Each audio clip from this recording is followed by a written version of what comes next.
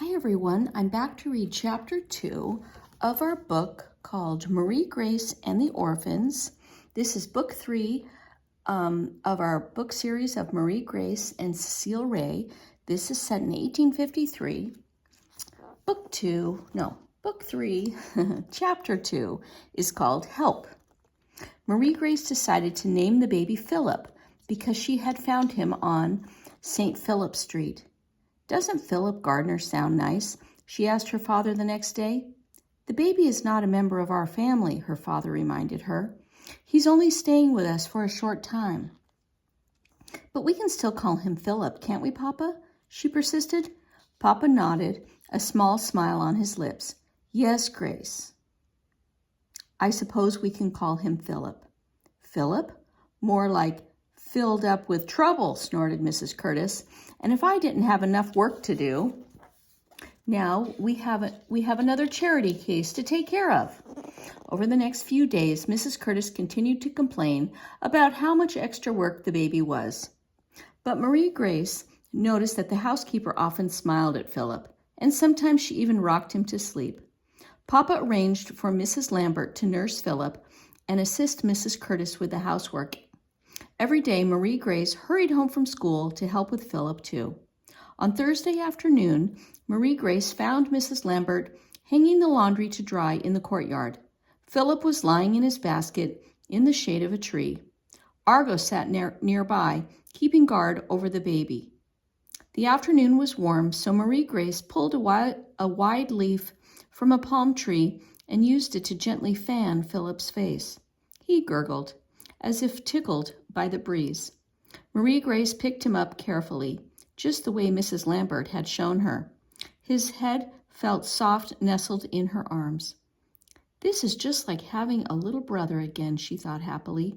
She wished with all her heart that he could stay with her forever. As she carried Philip around the courtyard, Marie Grace showed him the flowers that bloomed by the walls. "Look, Philip, here's a yellow one," she told him, picking up a bright blossom off a vine and holding it up for him to see. Philip, his dark curls damp with sweat, stared at the flower with wide eyes. "And here's a red one," she said, showing him the sweet-smelling rose. "I do believe he likes flowers," Mrs. Lambert laughed. "But take care he doesn't touch them. I don't want him to put them in his mouth." "I'll be careful," Marie Grace promised. She was showing Philip a lime tree when she heard a child crying. A few moments later, her father called from his office. "Marie Grace, would you assist me, please?" "Yes, Papa," Marie Grace answered. Her father often needed her to fetch supplies or hold his instruments as he stitched a patient's wounds.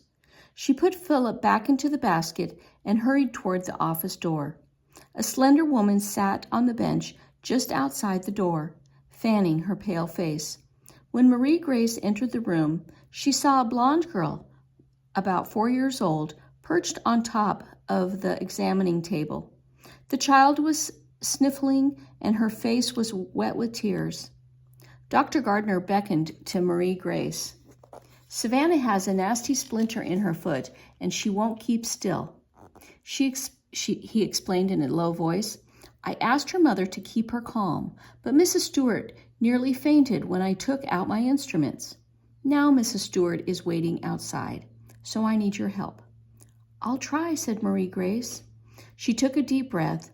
She'd never had to calm a frightened child before. That was always the parent's job. "We just have to get Savannah to think of something other than her foot. If we do, I'll have that splinter out in a twinkling."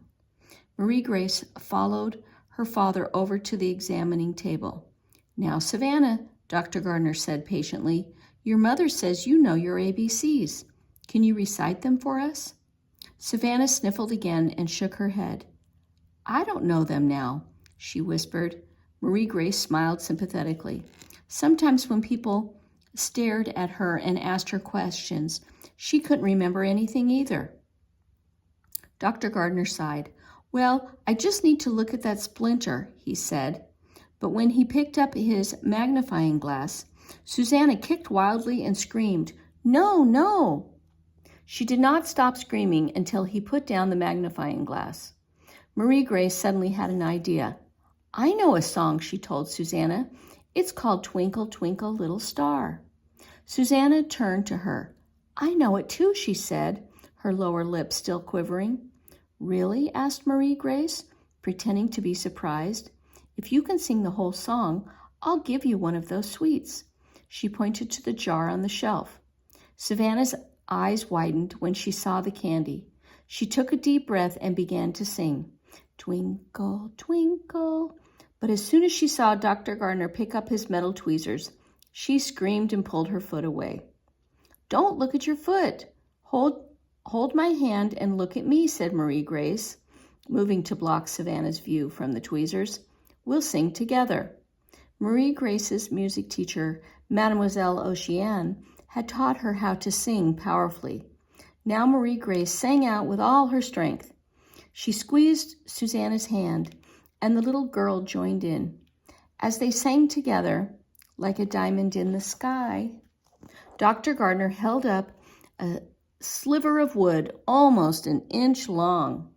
"Finished," he announced. "You sang very well, Susanna," exclaimed Marie Grace, hurrying to fetch the jar of sweets. Susanna smiled as she picked out a peppermint stick. As soon as she tasted it, she seemed to forget all about her splinter. She sat quietly while Dr. Gardner put a bandage on her foot. A few minutes later, she was holding her mother's hand and walking down the sidewalk, as if her foot had never bothered her in the slightest.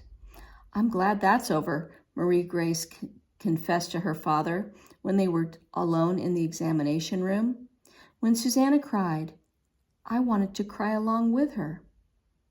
Her father was putting his magnifying glass back in its leather case. "You stayed calm and you did what was best for Susanna. If we'd left that splinter in her foot, she might have developed an even more serious problem. So it's good that we acted quickly." He looked at Marie Grace. "Thank you for being my assistant." "Papa called me his assistant," thought Marie Grace. "And I helped Susanna." She felt a glow of pride as she helped her father put away the supplies. Marie Grace made sure that everything was in its proper place, just as a good assistant should. "If Papa needs my help again, I'll be ready," Marie Grace told herself as the bell over the front door rang. Okay, and that was the end of Chapter 2. We'll read Chapter 3 next time of Marie Grace and the Orphans, Book 3 from 1853.